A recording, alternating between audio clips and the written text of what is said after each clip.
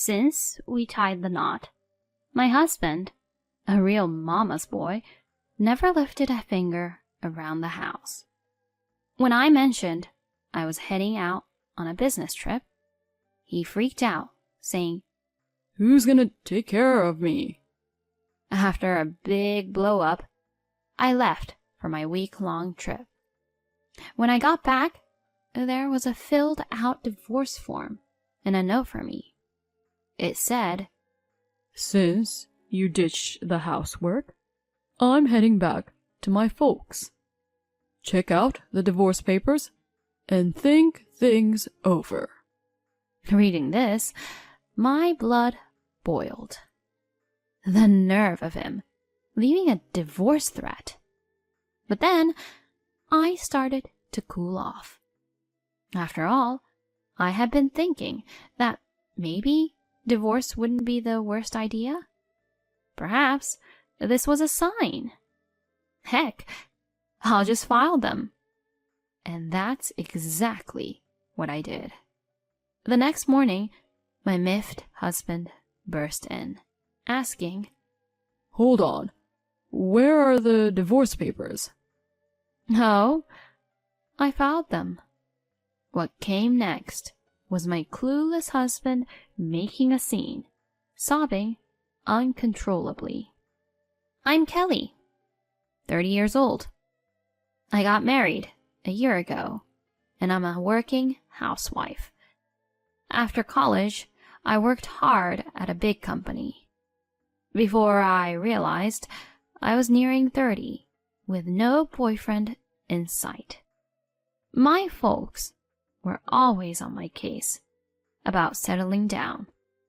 So I grudgingly joined a dating agency. That's where I bumped into Ray, who'd later become my husband. Ray, a couple of years my junior, worked at a mid-sized firm. I was drawn to his soft-spoken nature, and after some dates, we got serious, thinking about the long haul. During our dating phase, he was the model boyfriend, always respecting my views. We never butted heads, so when he proposed to me, I joyfully said yes. We were officially engaged. Visiting my folks, they reminded us, "Marriage is for keeps. Kelly, always be there for Ray. Ray, look after Kelly. Okay?" I acknowledged them, and Ray paid close attention. Then we dropped by Ray's folks. His dad, Drew, greeted me warmly. "I've heard so much about you from my boy. It's great to finally meet you." His mom, Sally, poised yet reserved, questioned, "Ray, is this the one?" "Yup, Mommy. I want to marry her." I was a bit stunned. Did he just call her Mommy? Seriously? I imagined someone younger. Maybe a tad more girly? Even though I was older and had short hair, I was stunned she'd be so blunt. Drew stepped in. "Enough with the comments. I'm sorry, Kelly." Sally held her tongue. Drew pressed on. "We're very happy about your marriage. But just know..." Huh? "Ray's had it pretty easy living here. He might be a handful. Kelly, you sure about this? I've got my doubts." I responded. I adore Ray's soft side. I know we'll have each other's backs.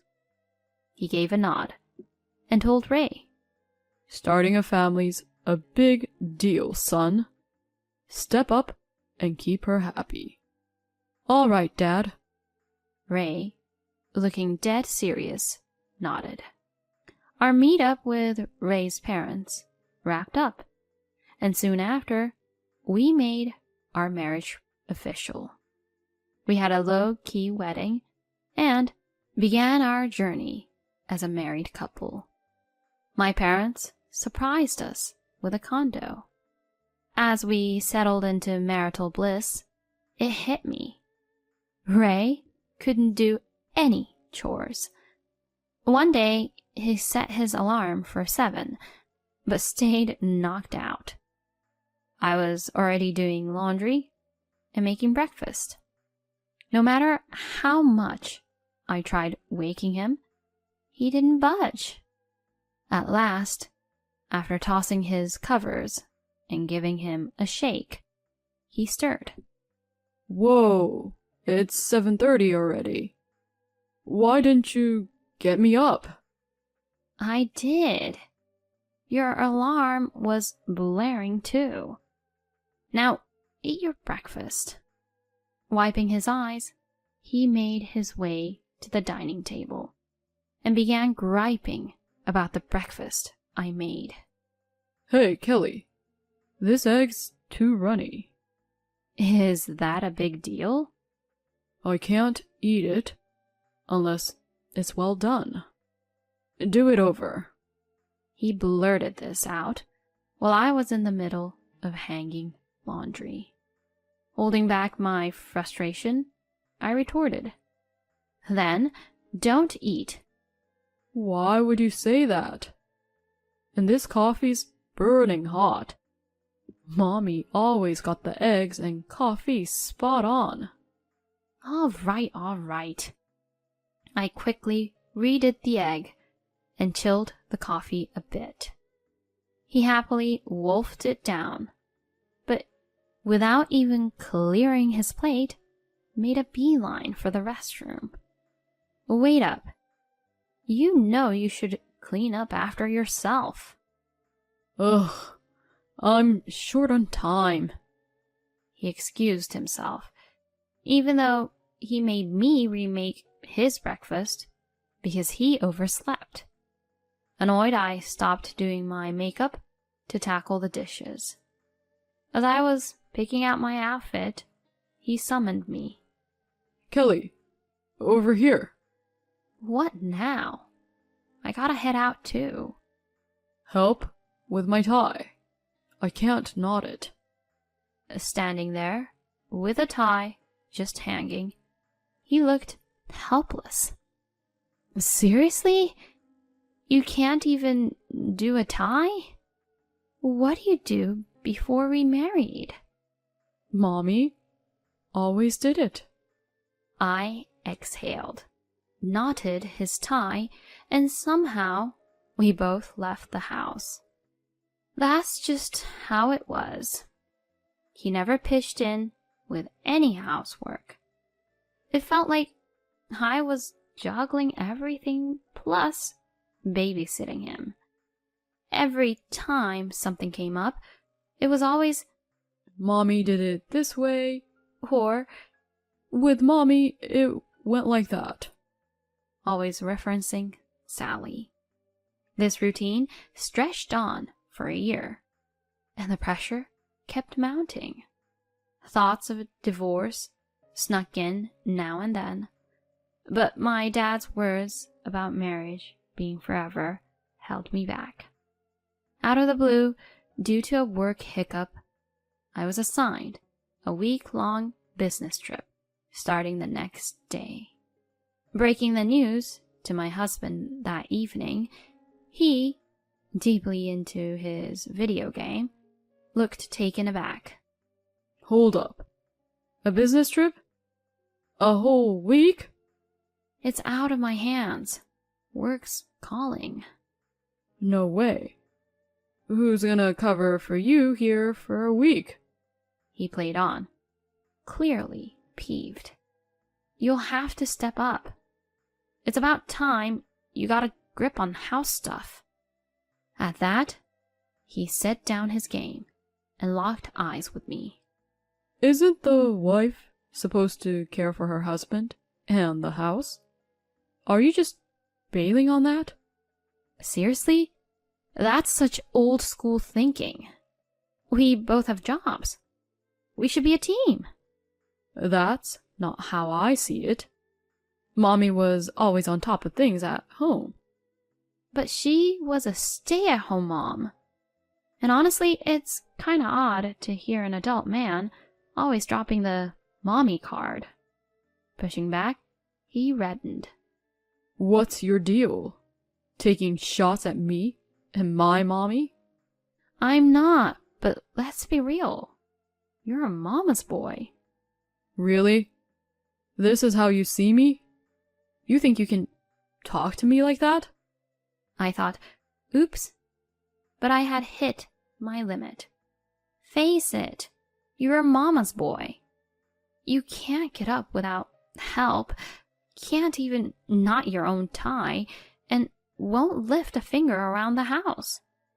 And you're constantly stacking me up against your mom. For once, handle your own stuff. Really? You're gonna come at me like that?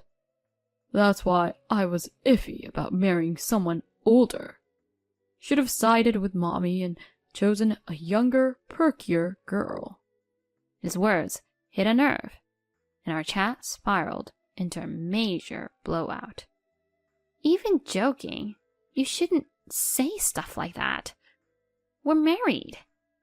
If I had known you'd be this bossy and aloof, I'd have thought twice. Maybe splitting up is our best bet.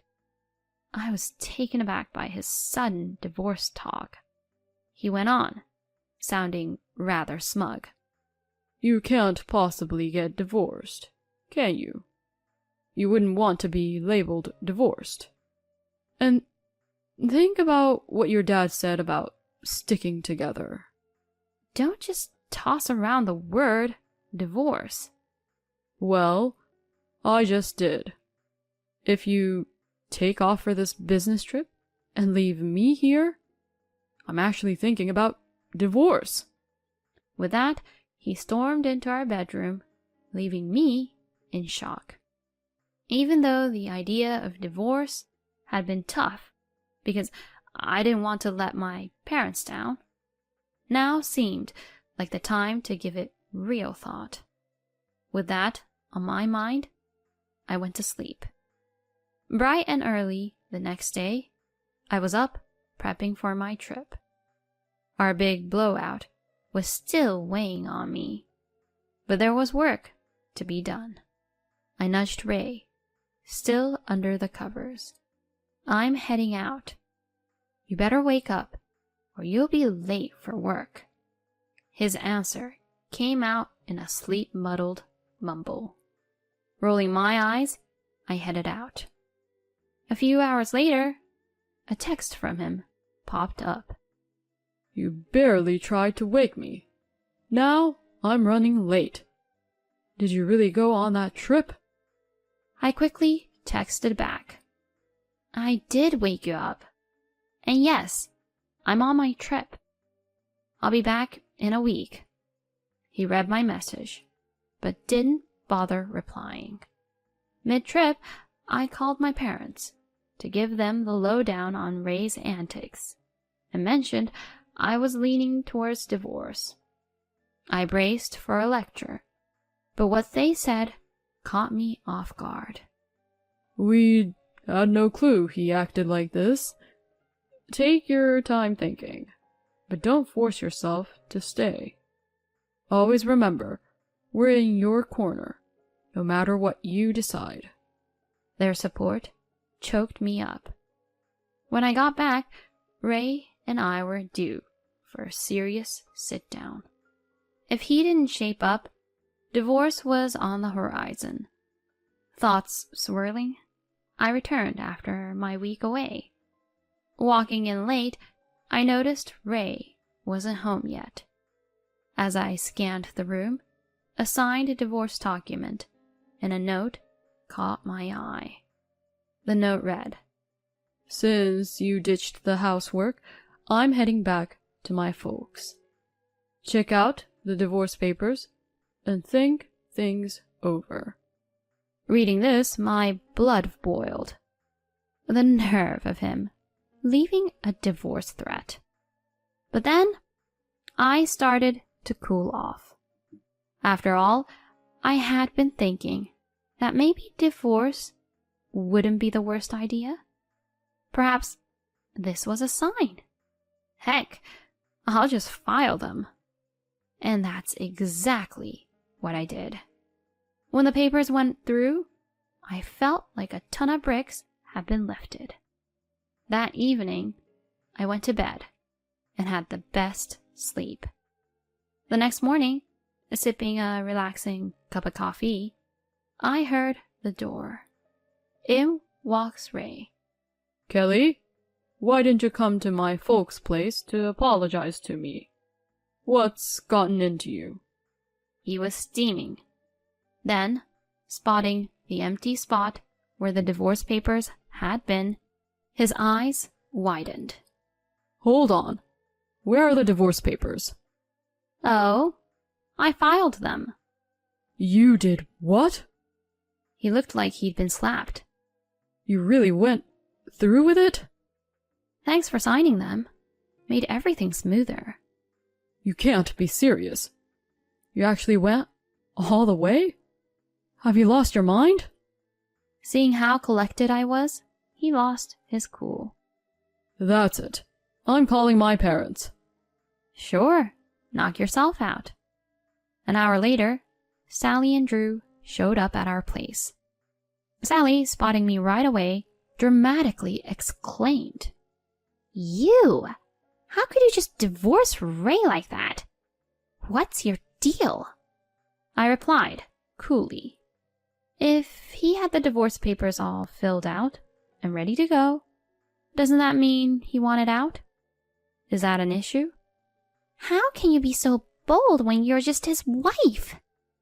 But Drew quickly cut her off with a firm, "Enough." The room went still as Drew asked, "Kelly, can you walk us through what happened?" I agreed and detailed his past antics, our spat right before I left, and the divorce papers he left behind. I was at my wit's end. It seemed like he wanted a divorce, so I went with it. I held Drew's gaze while explaining. He paused, mulling it over. Ray piped up, "Mommy, Dad, come on. Can't you see she's out of line? Tell her off." Sally jumped in. "Oh, Ray, my poor baby. She's so hasty. You should reverse the divorce right now." "There's no reversing. Our divorce is done and dusted. We're basically strangers now."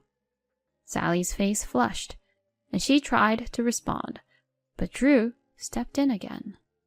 "Zip it. Kelly, I apologize for Ray's behavior." Ray, eyes bulging, got an earful from his dad. "You bonehead. I knew you had issues, but this is next level. Using divorce papers as a threat? Unbelievable. You had it coming, Ray." "Hold on." Sally tried to interject, but he kept going. "It's partly on you. You spoiled him. Watch out. If you keep this up, I might divorce you next." Sally was taken aback, muttering, Divorce?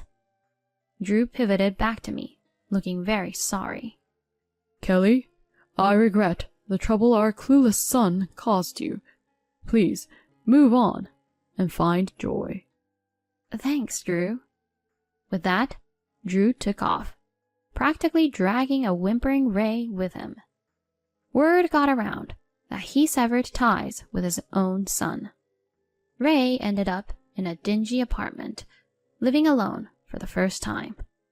His place was a disaster, and being habitually late got him booted from his job.